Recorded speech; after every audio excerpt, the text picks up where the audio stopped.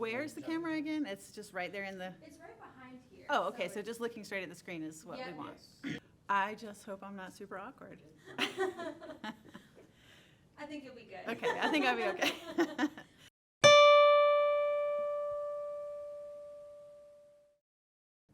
Hello, friends.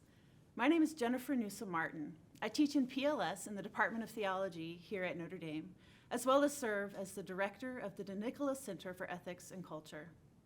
I am so happy that you are here. Today, in our collective pursuit of a life well lived, we are reflecting together upon the theme of gratitude. Many of my teaching and research interests have to do with an interdisciplinary subfield in systematic theology called theological aesthetics, which studies the relationship between beauty and God. In one of my undergraduate courses called God and Beauty, I invite my students to choose from a list of activities we call aesthetic experiences. These range from observations of the natural world, complete with hand-drawn sketches, and of course no phones allowed, attending liturgies and engaging various other cultural expressions like film, literature, music, and art. One of the most popular choices is the Art 180 experience at the Rachlin Murphy Museum of Art, which involves spending 180 minutes, which for those keeping score at home is 3 full hours, looking at a single piece of art over the course of the semester. These assignments are meant to cultivate the kind of grateful attention to the world that Helen Keller speaks about in her essay, 3 Days to See, and which St. Francis of Assisi invoked 7 centuries prior in his prayer, the Canticle of Brother Sun. Spending time in this kind of sustained attention is, especially in our contemporary context, a radically countercultural practice. There are many, many things vying for our limited attention.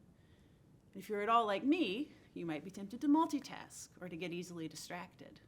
It's a difficult thing to commit to the practice of really seeing, of really paying attention. Sustained attention, however, is an act of love, not only for the object or person to which or to whom we are making ourselves fully present, but also even toward ourselves. My students often come back to class and tell me they're more centered, focused, relaxed, and attentive.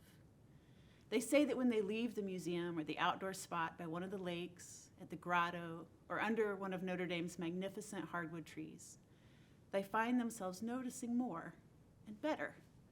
They see the colors of the sky, the changing patterns of the clouds. They notice subtle shifts in the air or the weather. They even pay better attention to the facial expressions of the people they pass on the sidewalks or the paths.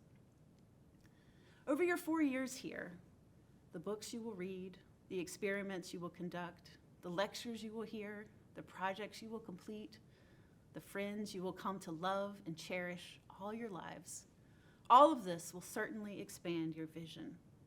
But right now, you all already possess a great gift.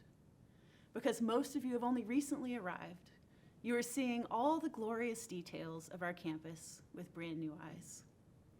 When I came here several decades ago to study for my master's degree in theology, I was utterly swept away. I was delighted by the emerging buds of all the thousands of tulips in springtime, the unbelievably vibrant reds and oranges and yellows of the sugar maples that lined the path to the Golden Dome in the fall, and the gorgeous stained glass and colorful murals in the basilica all year round. Now, some days at least, my eyes have grown a little dim. Things here have gotten familiar. And of course, the stakes are much higher when we let our attention not just to things, but to people wane. As a busy professional and a busy parent of 3 children, sometimes I catch myself as they are talking. Wait, am I really listening? Am I really giving my full attention to my child? Or am I distracted by work, by an email, by some other problem? What everyday miracles am I just missing in the name of efficiency? There's no cliche about parenting more true than the one that says, the days are long, but the years are short. One day soon, they will be gone, with lives and jobs and children of their own. So now's the time.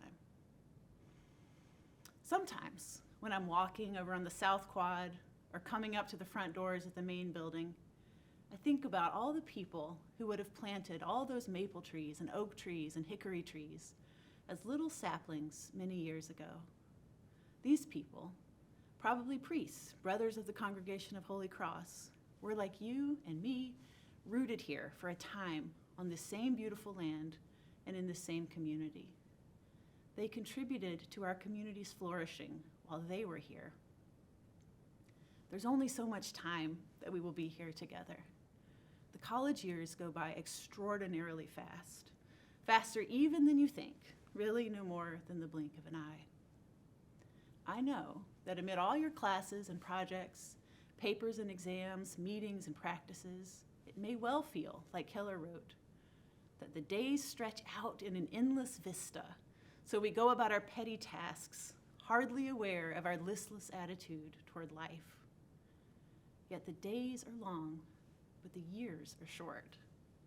Let's recommit ourselves to pay attention to everything, but especially to each other, to all the people who learn and work and live and serve alongside us.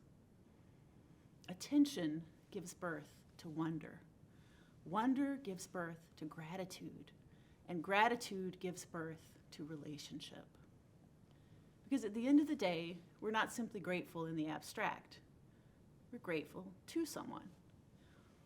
From a Catholic perspective, the reason we are attracted to beautiful things at all is because there is a transcendent, divine beauty, God, who is forever calling us home.